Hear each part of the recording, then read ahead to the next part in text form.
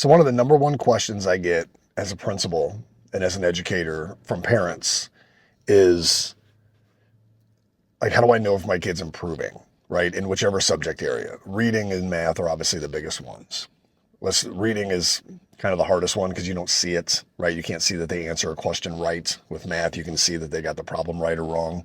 Reading, it's a lot of internal, unless there's comprehension questions at the end, you don't know how they're reading. Here's the best advice I can give every single parent. Have them read. It doesn't matter what level they're at already. It doesn't matter what Lexile score or grade level equivalent they're at. You don't even need to know it. It doesn't matter. Because think of it, what level are you at as an adult? I guarantee we're all at different levels. We can read. You know what I mean? Like we can read. So no one asks you your reading level after you get into high school or you get out of high school or you pass the ACT or whatever. No one cares. You just can read. So the best way to improve any skill is to just do the skill. And honestly, if you think about it, some of the best ways to improve any skill is to not be taught that much. If you think about golfers, think about golf. You have so many self-taught golfers, right? Who just kind of learned how to swing. Some of the best golfers in the world because they learned how to swing with their body and their mechanics. They didn't have someone else trying to force something on them. And again, I'm not saying teaching is bad. That's great. Obviously, you need guidance.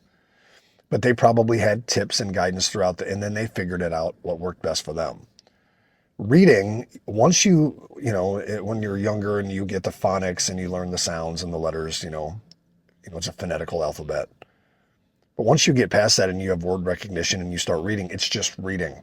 And the key is finding something you enjoy, which is why I started having my kids write their own books with me.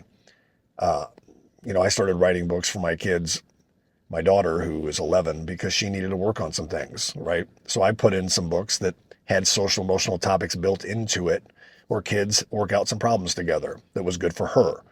And now I have my kids writing their own books with me, and they're now reading them. And now they're going to want their friends to be interested. Now they want their friends to write a book, and then they want to read their friend's book. If you want your kids to get better at reading, have them find something interesting to read and read it. That's my best advice for you.